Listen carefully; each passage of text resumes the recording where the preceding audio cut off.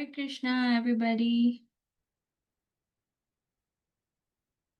Okay, welcome to Sunday class of Ramayan. How's everybody doing? Doing good? Okay. All Good. right. So we're gonna start with our Bhagavad Gita class, and we're gonna start with our opening prayers. Let's see who all are there. She's there, Atisha. Okay, Nandika, Nandini. Okay. Mohanika. All right, let's start. You guys can see my screen, right? Yes? Screen you can see? You can hear me okay, right? All right. So let's start with the prayers. All right. You can follow, you can read it if you don't remember, okay? Om Ajnanatimidandasya Jnananjana Shalakaya Chakshurunmilitam Yena Tasmai Shri Gurave Namaha. Please unmute yourselves.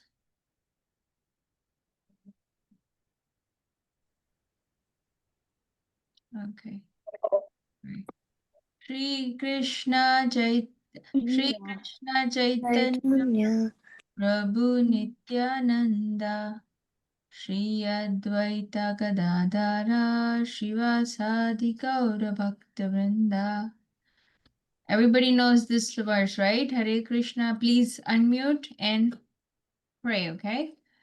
Hare Krishna, Krishna Krishna Krishna Hare Hare Hare Rama Hare Rama Rama Hare Hare.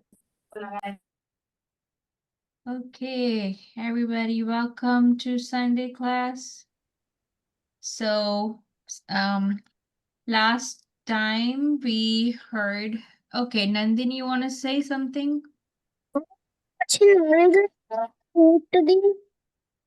Sorry, what? I cannot hear you. I mean, it's not clear. I could hear you, but it wasn't clear. Okay, are we going to do Kahoot today? Kahoot? No, I'm not. I'm not a Kahoot expert. The other Mataji, she's a Kahoot expert. So, but we're just gonna go with the story. Is it okay? I'm sorry.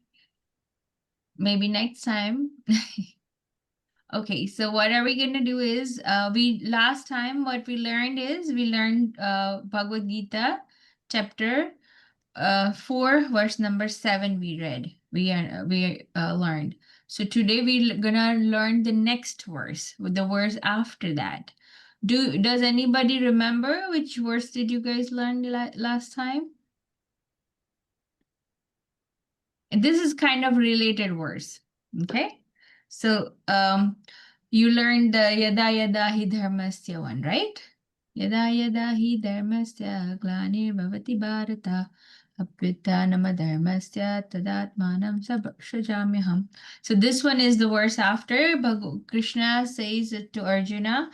Yeah, and we'll read it together. Okay. So let's read. It is but you guys can read it with me if you want. Or no, let's do this. I'm gonna read one word and you follow one word, okay?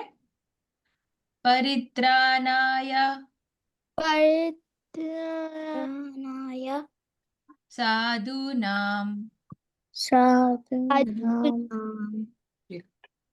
vinasayascha Vinasayascha dushkritam Dushkritam dharma Dharma samstharpanarthaya Tasmatapanarthaya samstharpanarthaya.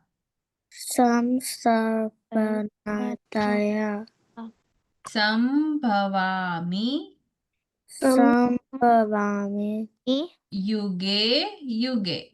yuge Yuge. Okay, let's do one more time.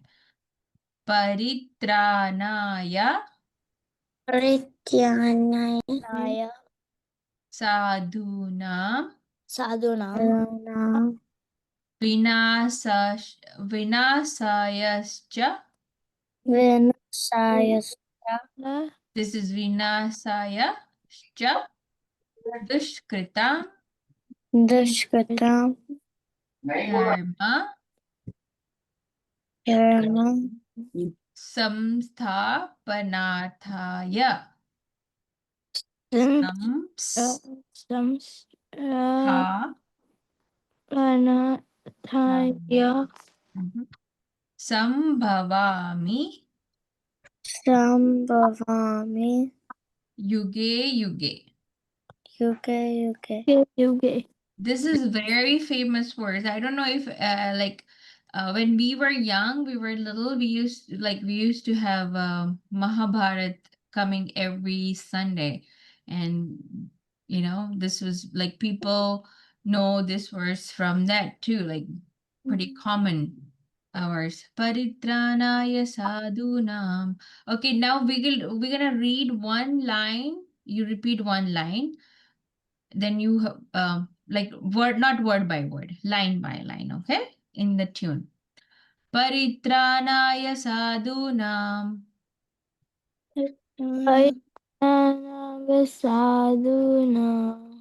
paritranaya sadhunam Pritana Sayunam paritranaya sadhunam Pritana Sadhuna. vinasaya dushkritam Vinasaya vinasaya dushkritam Vinasaya Dushkritam. dharma samsthapanarthaya Dharma Dharma Samastapana Daya. dharma samsthapanarthaya Dharma Samstapanataya Sambhavami yuge yuge. Sambhavami Yuge. Yuge Okay, so it says paritranaya. So that means the meaning is for the deliverance. Sadhunam. Sadhunam is the devotees. Sadhus are devotees. Vinashaya. Vinashaya means to annihilate, for the annihilation. Cha means end. Dushkritam is the miscreant. Dushkritam is the miscreant. Dharma is the principles of religion. Samsthapana arthaya, that means to re-establish. Okay, Sambhavami means I appear. Yuge yuge means millennium after millennium. So what is Krishna? Who wants to read the translation, please? Nitya, please go ahead. to deliver the polis and to Annihilate annihilate the miscreant. miscreants as well as to reestablish the principles of religion. I myself appear millennium after millennium. Very good. So Krishna says that to deliver the pious. So there are good people and bad people, right? So to deliver the pious people and annihilate the miscreants, the bad people. He wants to kill those bad peoples, and he wants to reestablish the religion, principles of religion. So that's how he says, I appear to do those three things. He appears after millennium after millennium. So every now and then, so that basically Krishna is not, it doesn't come just once. It comes every few, like every yuga. Yes, Nandini, you want to say something? I can't, you mute yourself, please. Unmute yourself. You're muted, Nandini. What's a millennium? Millennium is like a you know, like, okay, so there are 10 years, it's called decade, right? 10 years is called decade, and then 100 years is like a Century. yeah, century, right, right. And so like that, you know, millennium is like I don't I millennium is like 100 years. Sorry, 1,000 years. That's what I think that it's 1,000, but it could be, I think it's more. I'm not sure, okay? Millennium. But it's like certain periods. Millennium is like a whole, yeah. So 2000 was a millennial year, they say. So basically 1,000 years. So after certain years, Krishna comes.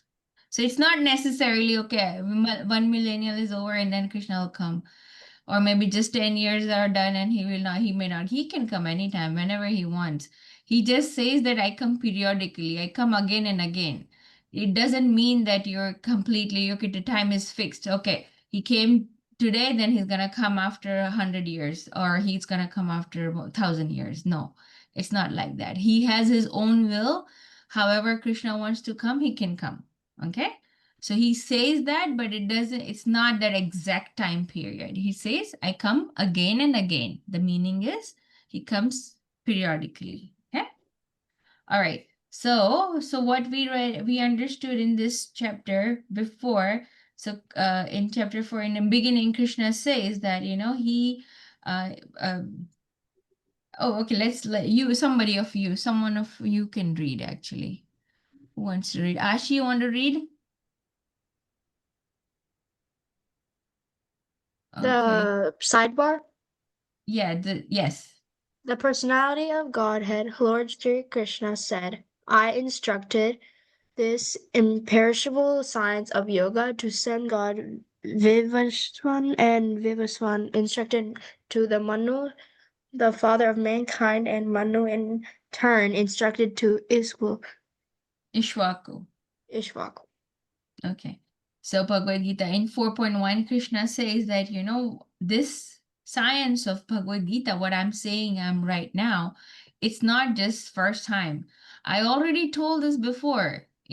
I told that to sun god Vivishwan.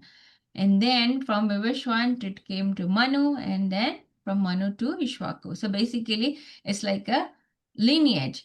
So I mean, we see that sun god Vivishwan, you like there, we don't even know when was that happened, right? But Krishna knows when it happened, right? So then Arjuna says, like, what? You're saying this to me right now. And but you are at the same time, you're saying that you said this before. Like, how is it possible? Right? In the same verse, Krishna says that. So now, and Krishna says that it's like the knowledge is always comes from, you know, from the guru to the disciple. So it keeps on going like that. It's always flowing from up to down. So let's say your mom teaches you something, and then you learn, and then when you become mom, then you teach that to your daughter or your son, something like that. So it just keeps on coming in generation, right? So like that, this knowledge is so precious. It's not something somebody made up. It's not a made up knowledge. Okay, so it starts from Krishna, and then from Krishna to Lord Brahma, and then Narada, and there is a whole lineage. And so basically, this knowledge it comes from Krishna, and it continues with the Guru Parampara. Okay, so that's what Krishna says. So it says that this supreme science was thus received through the chain of disciplic succession, and the saintly kings understood it in that way. But in course of time, the succession was broken, and therefore the science as it is appears to be lost. So what happened? Initially, Krishna told the same thing to Ishwaku, right? But then it came down, and then it got lost. What happens after certain generations it come down, and then what happens? It gets lost. And then Krishna in Bhagavad Gita, when this, in the Kurukshetra battle, he says the same thing again to Arjuna, right? So that's what Krishna is saying, that it was coming down and then it got lost, and now I'm speaking it again. So let's learn what is the, how this knowledge is coming down. So there are four sampradayas. You don't have to remember, just for your knowledge, okay? You can just understand that how Krishna has sent this knowledge. So Krishna first gave this knowledge to Lord Brahma, and then Lakshmi, Lord Shiva, and four Kumaras. Those are the direct first ones to receive knowledge. Okay, and then from there, Lord Brahma. Why were you playing? It's making us.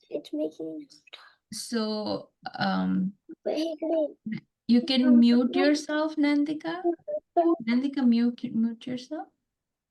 And then so basically it just comes down in the disciplic succession. You don't have to remember this, but that's how our, like Prabhupada, where Prabhupada came, our sampradaya is the Lord Brahma's sampradaya. It's a Brahma Madhya Gaudiya sampradaya. And from there, in the same lineage comes Prabhupada. Okay. All right. So now back to the question where Arjuna was asking Krishna, like, how is it possible? You told me that I'm saying he's saying the thing right now, and you're saying that I told this already before, like so long ago. In the, like past, to sun god Vivishwan. So now Arjuna is confused, like, how is it possible, right? And he's saying that. So now Krishna says that, you don't remember, but I remember how you have taken so many births, I have taken so many births, but you don't remember, I remember, right? So personality of Godhead said, many, many births both you and I have passed. I can remember all of them, but you cannot, O subduer of enemy. So in the same chapter, Krishna says that I remember my births, but you do not remember. So we all come again and again, birth and death, cycle of birth and death. But Krishna, he doesn't forget. We forget things, right? So Krishna says, I know whenever and wherever there is decline. So this is the verse we learned last time, right? Whenever there is a decline in the religious practices, O descendant of Bharata, I descend myself. So he says that when there is a decline in the religious principles, I come. So that's one of the reasons. So Krishna comes here for 3 reasons, right? Who remembers those 3 reasons? The first one, which we're learning right now. Yes, Nandini? I forgot. Okay, to protect the devotees, okay? So he comes to protect the devotees, to kill the miscreants, the demons, and the third, to reestablish the religious principles. So that's what Krishna says. He comes for 3 reasons that you have to remember in today's class, okay? That's your takeaway from today. So first one is to protect his devotees. Second one is to kill those miscreants. And the third one is to reestablish the religious principles. All right? You make sure you remember this. I'm going to ask you at the end of the class, okay?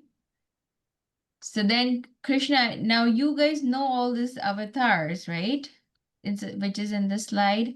Who knows which one is the first one? Swara? Krishna? No, the first one. They're here. Do you see my arrow? Wait, I don't know. I don't know. Oh, I don't know that. Okay, who knows that? Of course, Anj knows. Nitya, do you know? The first one. Which avatar is this? Ruhanika raised Oh. hand. I forgot that one. Okay. Ruhanika, you want to give it a try before I give it to Anj? Matsya Avatar. Matsya avatar. Very good. Okay. So Matsya avatar was the first one. You have to remember those 10 at least, okay? Krishna comes so many times, but those are the main 10 avatars that you have to remember, okay? Matsya avatar, then comes the Kurma avatar. Okay, and then in Kurma Avatar, you remember that Samudra Manthan happens, churning of the milk ocean? Yeah, so that's the Kurma Avatar. Matsya, Kurma, this is Varaha. So in Varaha, what does Krishna do? He saves planet Earth, the devotees and the Vedas. Yes, Nandika, you want to say something? He killed Hiranyakashipu's brother. Yes, Hiranyaksha, you're right. So see, in all of them, he's doing either of those three things. So in the first one, he saved the Vedas. So reestablished the religious principle. You could say that, right? In the second one, the reason was again to defeat the demons, right? Because he wanted to give Amrit, he wanted to give that nectar to the devatas. So that was the second one. The third one you just mentioned, and the fourth one is the Narsimha avatar, right? And Narsimha avatar, he does both the things. He protects his devotee and he kills Hiranyakashipu, right? So then um, this is Vamana Dev. Vamana, and then this is Parshuram, this is Ram, Balaram, Buddha, and Kalki. So Kalki has to come, rest all of them already came. But those are not the only incarnations. Krishna comes and so many incarnations. In Bhagavatam, if you read Bhagavatam, in the first canto itself, it says so many incarnations. It talks about Sanat Kumar, Varahadev, Narada, Narayan Rishi, Kapila, Dattatreya, Yoga. It's like so many. These are Dhanvantari, the Ayurveda is a god of Ayurveda.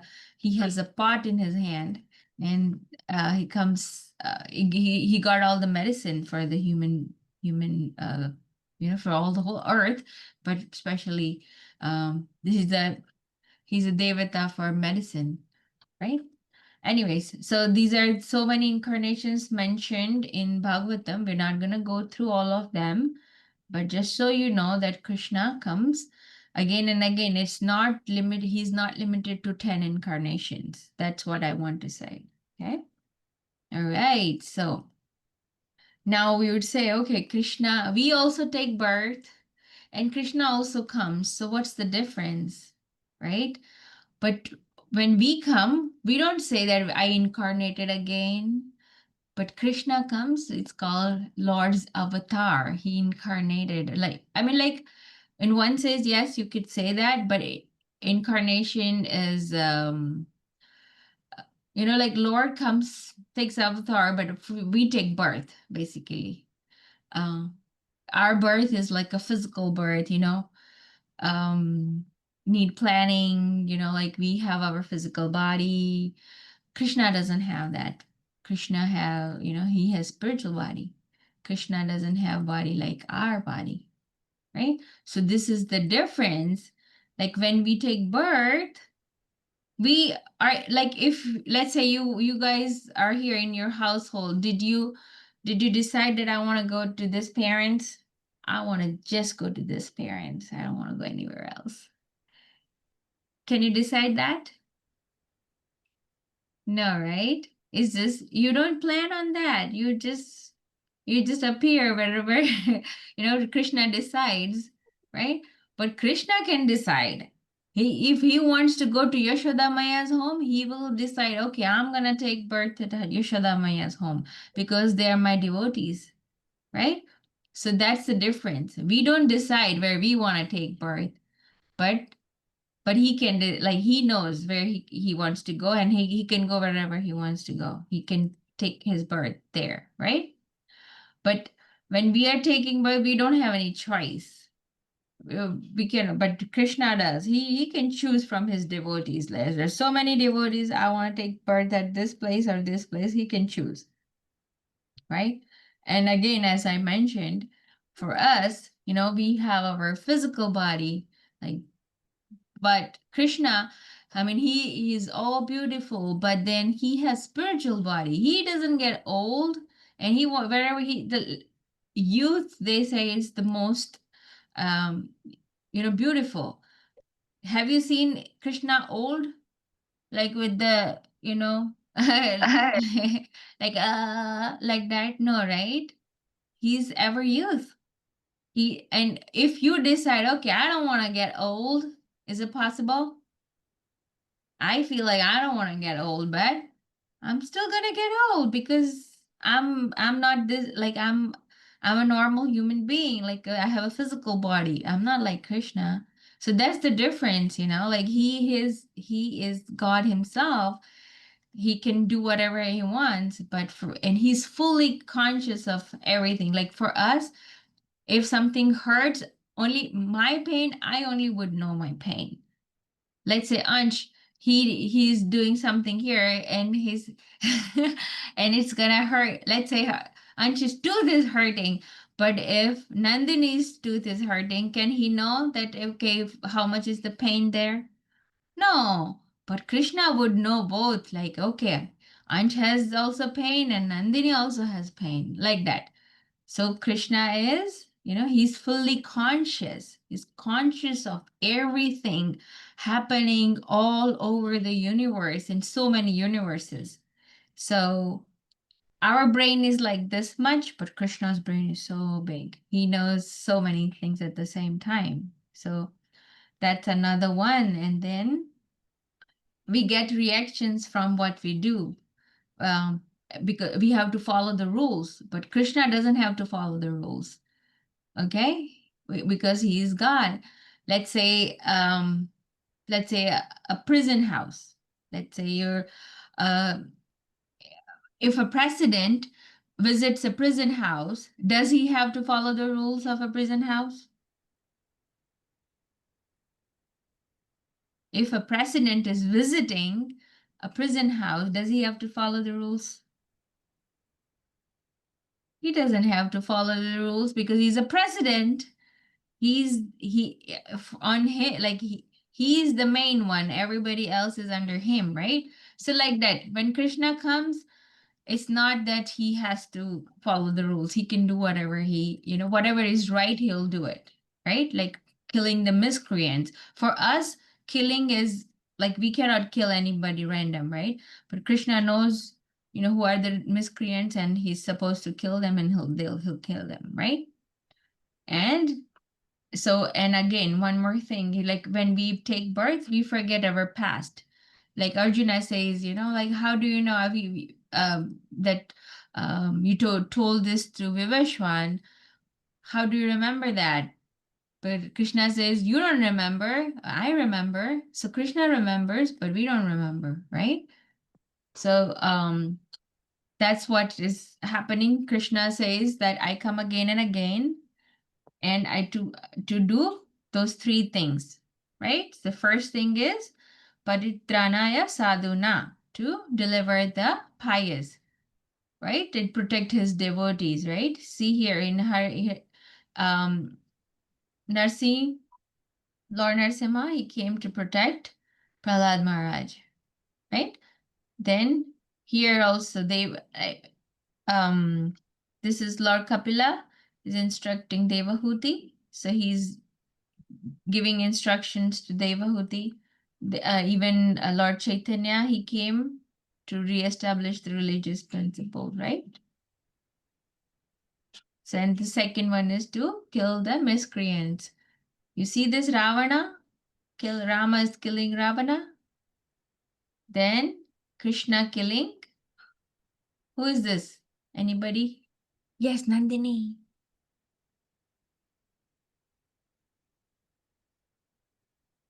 Rama. Comes now. This is Rama killing Ravana. This is Krishna killing Kamsa. And this one is Hiranyakashipu is killed by Lord Narsingha. That's what Okay? I said. Yeah. And then to re-establish the religious principles. So when Krishna comes, Bhagavad Gita was spoken again, right? So he says that said this before, and now I'm saying it again. So it's again re-establishment of Gita, like again re-establishment of religious principles.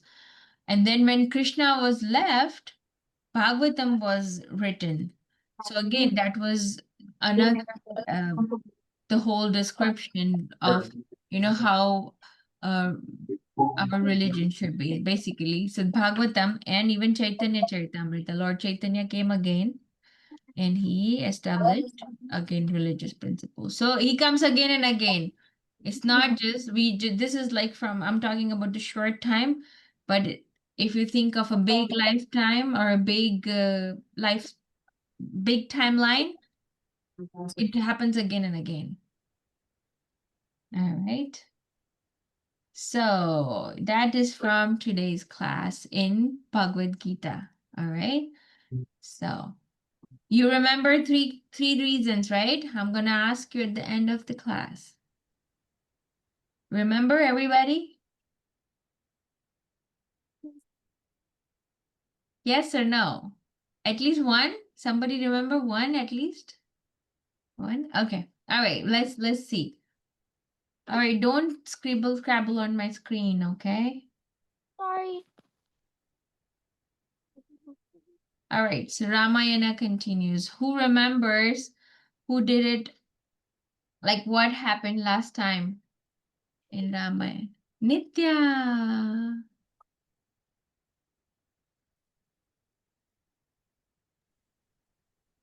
What happened? Ravana, Rama killed Ravana and he went back to Ayodhya. It already happened in the last class? No, it didn't. Okay, Nandini.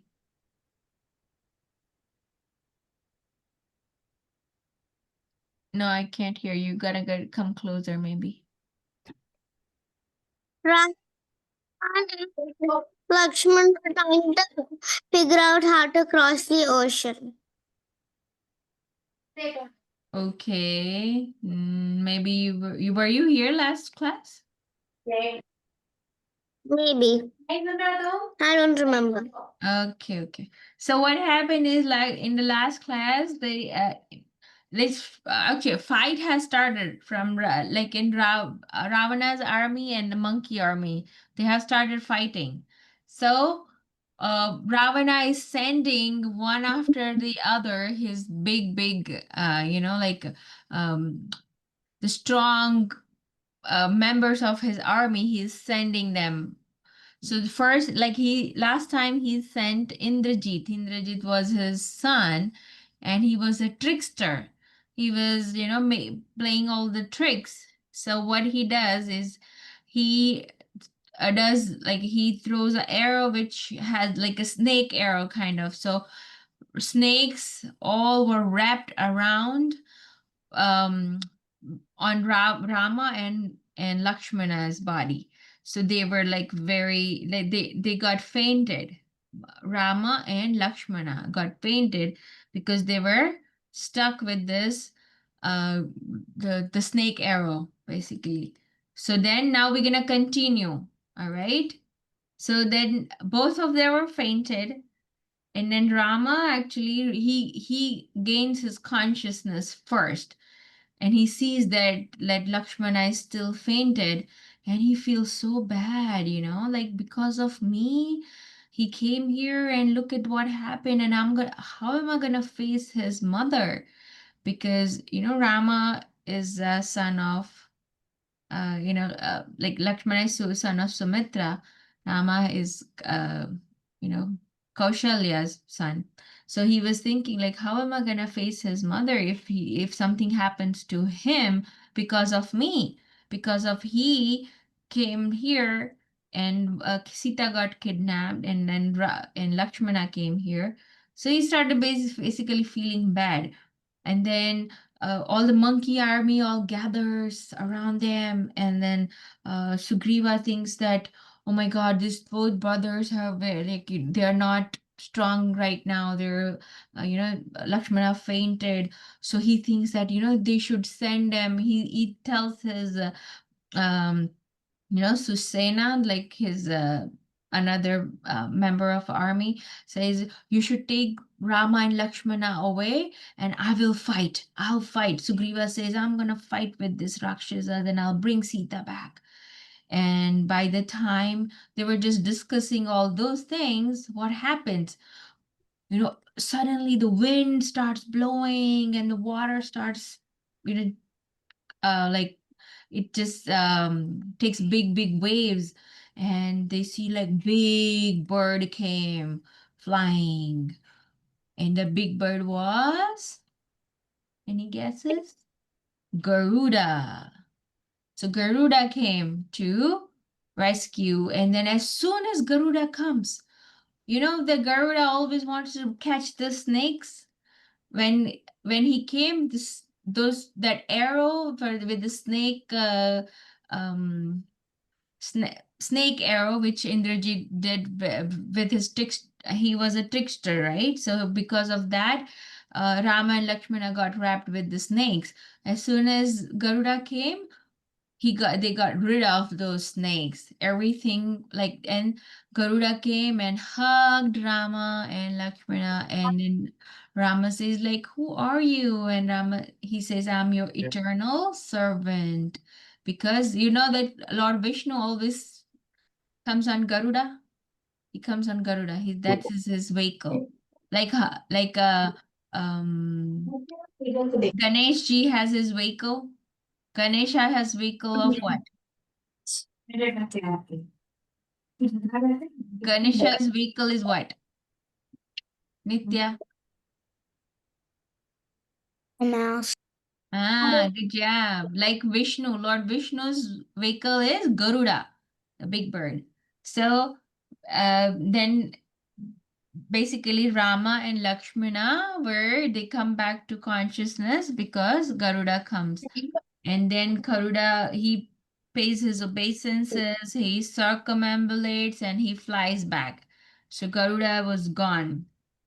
And then monkeys are so happy to see Ram and Lakshmana alive, like yay! And they make big noise, and everybody is happy. So what happened before, when Indrajit faint, because of Indrajit, both were fainted. They were all so sad. So, and now they're suddenly very happy, cheerful. So Ravana could hear that. Oh, wow, something good happened. And now he figured it out. Okay, those both boys are like both Rama and Lakshmana are now they gain back their consciousness. So now Ravana starts sending his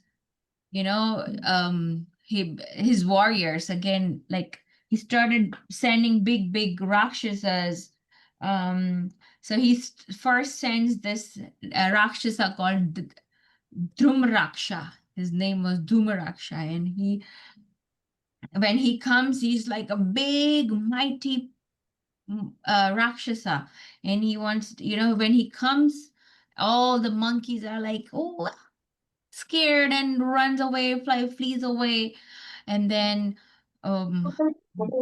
nobody dares to, fight with him.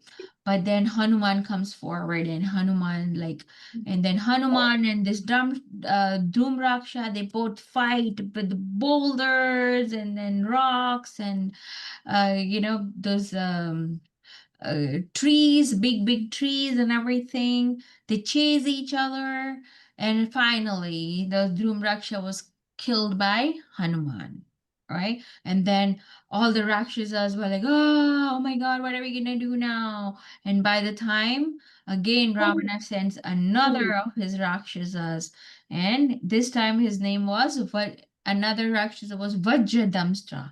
Vajra means like a strong, with a strong teeth. He was so strong, and this time this Angada wanted to fight, and Angada goes forward, uh, and looking at this big Rakshasas, all these little monkeys are like, they try to kill they try to attack, but with this with big Rakshasas, one strike, so many thousands of monkeys get killed like in one stroke. So it's so hard to fight those Rakshasas. And this Angada again fights, and then even for Angada, it was so hard to fight this Rakshasa.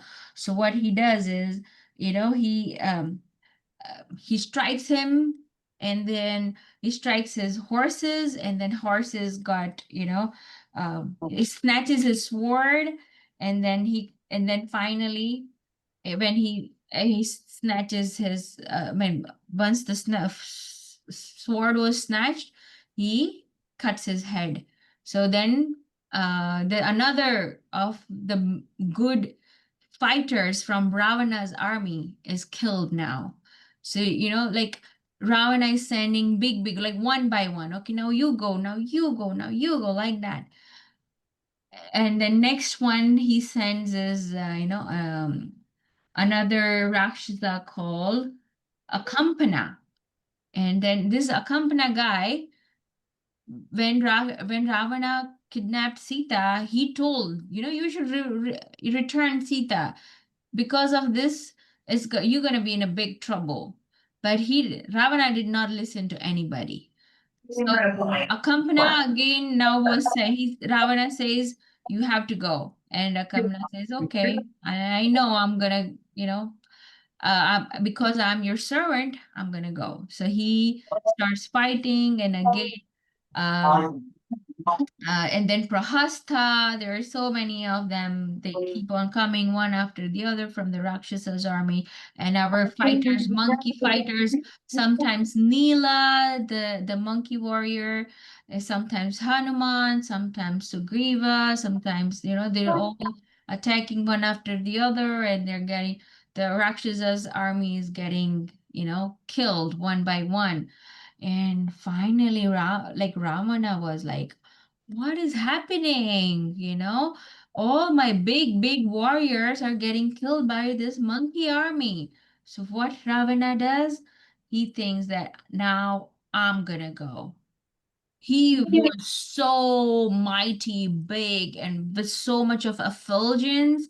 Ravana had like so much of effulgence, and all the monkeys are looking at him like, oh, now comes the big one, and then Lakshmana and Ravana, everybody's like, they're thinking that, okay, Lakshman and Rama, they get ready. Now, finally, he comes out.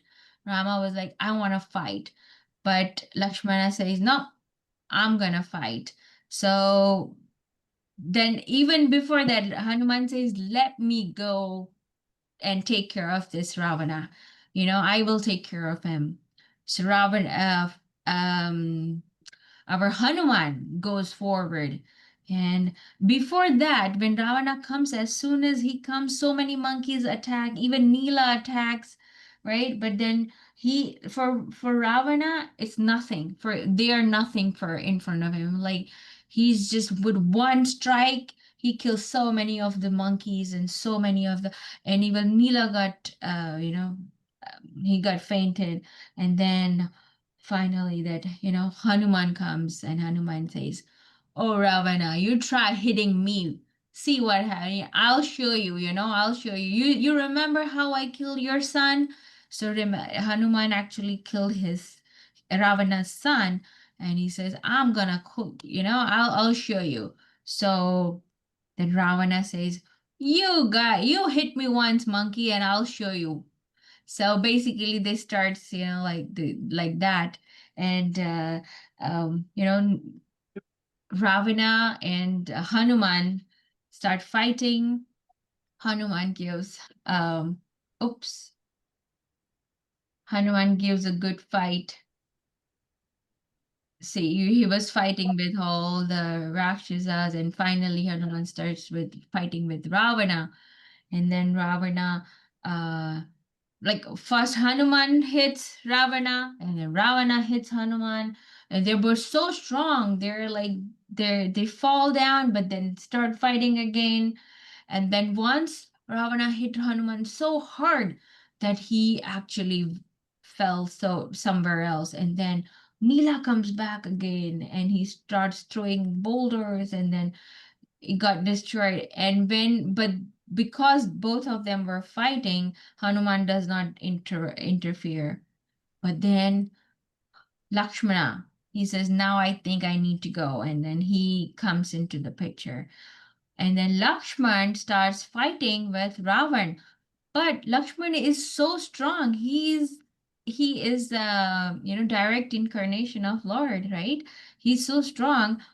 So when Lakshmana is throwing the arrows, Ravana is throwing the arrows, they just get destroyed by each other. Nobody gets harmed, doesn't harm each other at all.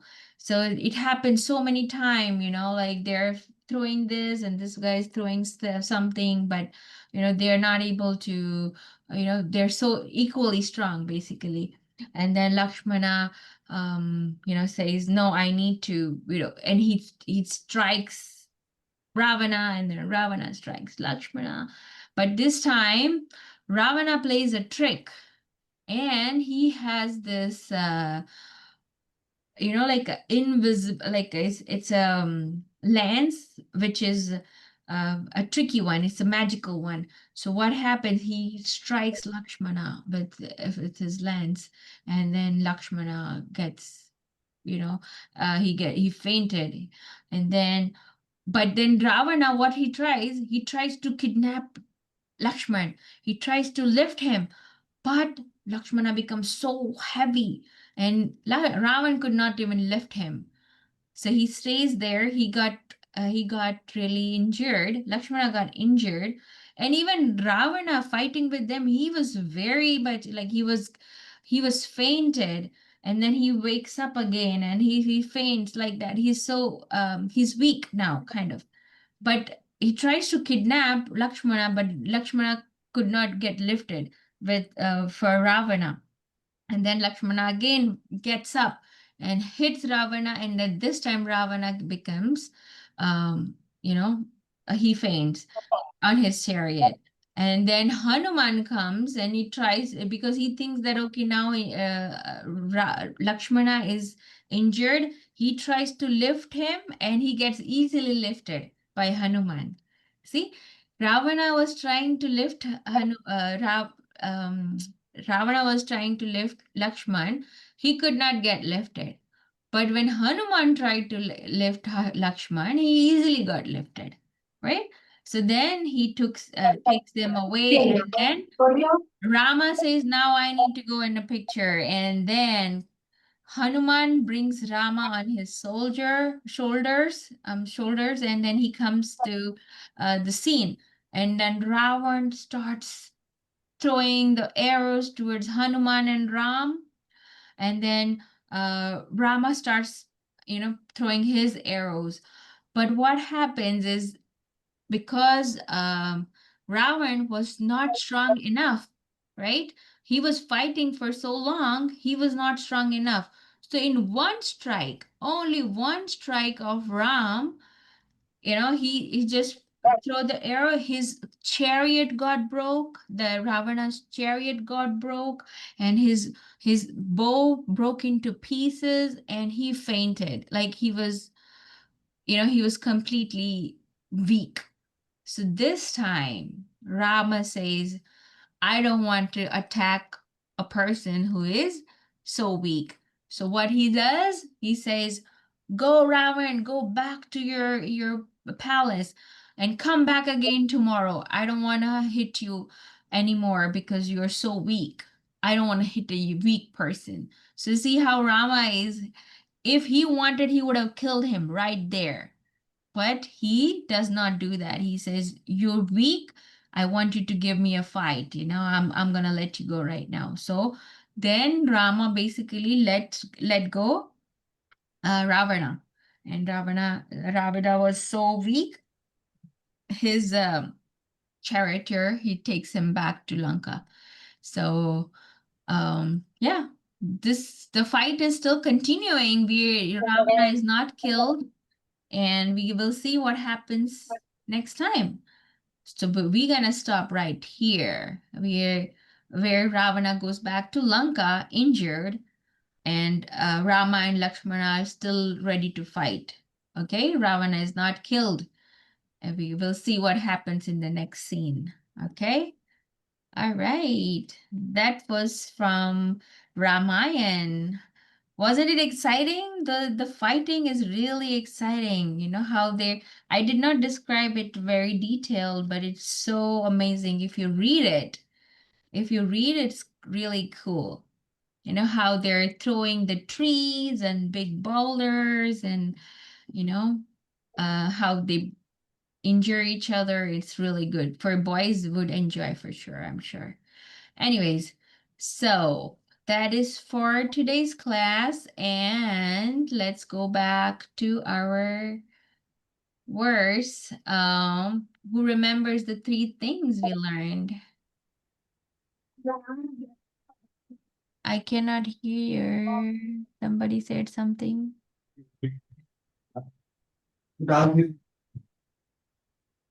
Is somebody, I mean, who wants to share the three things we learned from today's verse?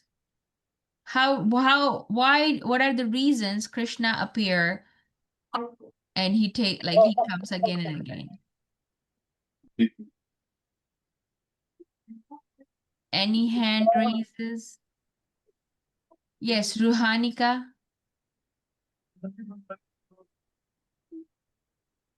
Ruhanika. To protect his devotees. Uh-huh. Good job. Then who wants to say the second one? To protect his devotees. Then Nitya. To kill the bad people. Yes, good job. To kill the bad people. And the third one?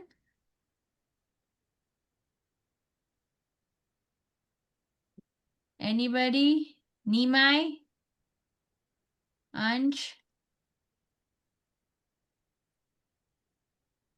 What is the third reason Krishna would Krishna comes? I forgot the third one. You forgot the third one? Anybody remember the third reason why Krishna comes on earth? If you guys stop playing, then you would remember. That's the thing. Everybody loves to play nowadays. Nobody remember the third reason why Krishna comes? You could have written down somewhere. Ansh?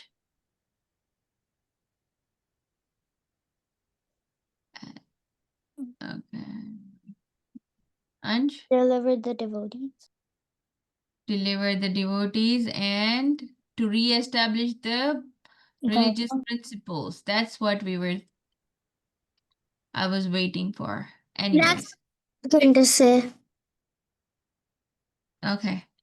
All right. So I think we're gonna stop right there. And you guys have a wonderful week. All right. Please try to remember to read every day, okay? Read every day in the evening, 10-15 minutes. All right. Bye. Have a good rest of the week. Hare Krishna.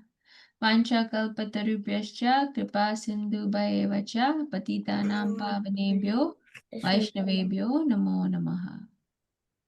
Hare Krishna. Thank Hare you. Krishna. Bye. Bye.